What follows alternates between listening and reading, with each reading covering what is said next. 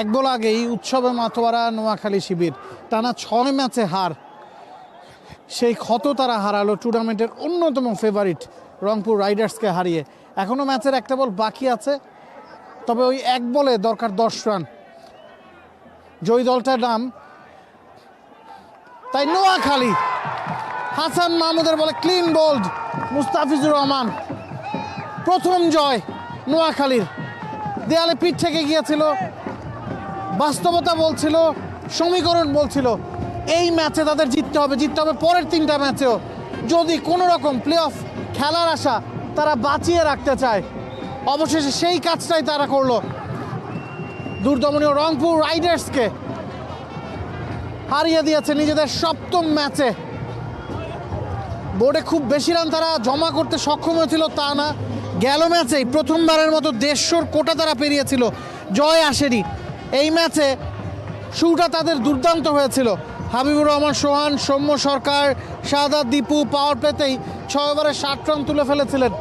10 over শেষেও দলটার run ছিল 84, মাত্র 2 উইকেট হারিয়ে।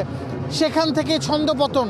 11 থেকে 14তম ওভারে টানা 3টা উইকেট তারা হারিয়েছে এবং ব্যাকফুটে চলে গিয়েছিল।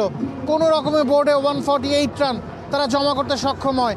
তবে বল হাতে শুরু থেকেই হাসান মাহমুদ, বিলাল সামি, জহির খানরা চেপে ধরে রংপুর রাইডার্সকে। শুরুতেই 2টা উইকেট তারা তুলে নেয়। লিটন দাস, দাবিদ মালান প্যাভিলিয়নে ফিরে গেছেন এবং এরপর আস্কিং রান রেটটা আস্তে আস্তে বেড়ে চলেছে। সেই আস্কিং রান রেটের সাথে আর তাল মেলাতে পারেনি রংপুর রাইডার্স।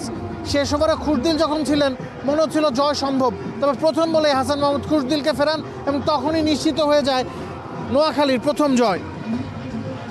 নোয়াখালীর অবশেষে একটা জয় মিলেছে, সেটা যতটা আনন্দের রংপুরের জন্য সেটা খানিকটা হতাশার। পয়েন্ট টেবিলের শীর্ষে একটা সময়ে দলটা ছিল, এখন 2 নম্বর অবস্থান। সেখান থেকে নোয়াখালীর কাছে হারা হয়তোবা খানিকটা ওয়েক আপ কল রংপুর রাইডার্সের জন্য। এবং বোলাররা যথেষ্ট ভালো খেলেছেন আজকে। মৃত্যুঞ্জয় চৌধুরী আজকে তিনি হ্যাট্রিক করেছেন। মুস্তাফিজুর রহমান 4 ওভারে 18 রানে 3টা উইকেট নিয়েছেন। সুফিয়ান মুকিম, নাহিদ রানা একটা করে উইকেট পেয়েছেন। খুশদিল 4 ওভারে 27 রানে 2টো উইকেট নিয়েছেন। ব্যাট হাতে কন্ট্রিবিউট করার আগে সমস্ত চেষ্টাই কিন্তু আসলে বিফলে গেল। রংপুর রাইডার্স হার মানতে হলো তাদেরকে, এই টুর্নামেন্টের 2য় হার সোফার। অন্যদিকে নোয়াখালীর অবশেষে প্রথম একটা জয় মিলেছে একেবারে সিলেট পর্বের শেষ ভাগে এসে। এবং নোয়াখালী থেকে যথেষ্ট ফ্যানরা কিন্তু নাবিলে এসেছিলেন, এখনও এখানে তারা চিয়ার করছেন। যতবারই দেখা হচ্ছিল তারা তাদের আক্ষেপের কথা বলছিলেন, যন্ত্রণার কথা বলছিলেন। টানা 6টা ম্যাচ হারতে দেখা এটা নিশ্চয়ই যন্ত্রণার, এবং অবশেষে এই জয়টা নিশ্চয়ই তাদের জন্য স্বস্তি এনে দেবে। অবশ্যই বডি ল্যাঙ্গুয়েজই বলছিল যে তারা জেতা ভুলে গেছে, হাঁটতে হাঁটতে তাদের অভ্যাস হয়ে গেছে, কীভাবে কামব্যাক করবে সেটা তারা বুঝে উঠতে পারছে না। এই জয়টা তাদেরকে বুস্ট আপ করবে এবং টুর্নামেন্টটাকে অনেকখানি জমিয়ে তুলবে। এই ম্যাচ যদি তারা হেরে যেত, 3টা ম্যাচ বাকি থাকতেই তারা টুর্নামেন্ট থেকে ছিটকে যেত এবং ওই ম্যাচগুলো আসলে নিছকই আনুষ্ঠানিকতার বা নিয়ম রক্ষার। তো ওই ধরনের ম্যাচে তো দর্শকরা আসলে মজা পাবে না। তো দিন শেষে নোয়াখালী ঠিকই আছে এবং আপনি বলছিলেন রংপুরের জন্য একটা ওয়েক আপ কল।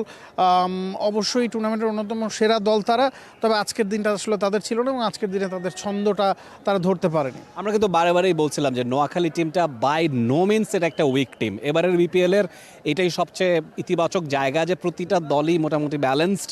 এবং এই টিমটা আপনি দেখুন, খানিক আগে মাহিদুল অঙ্কন আমাদের পেছন দিয়ে হেঁটে গেলেন, জাকের আলী অনেক খেলছেন, সৌম্য সরকার খেলছেন, দেশি বিদেশি তারকায় ঠাসা একটা দল। এরকম হারের বৃত্ত কেন ছিল সেটা নিয়ে আমরা প্রশ্ন তুলছিলাম।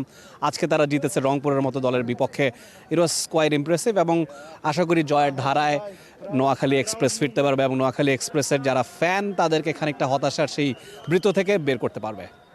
For more updates, subscribe to our YouTube channel and click on the bell icon. Follow us on Facebook and Instagram. Download T-Sports app to enjoy exciting games and highlights. Visit tsports.com.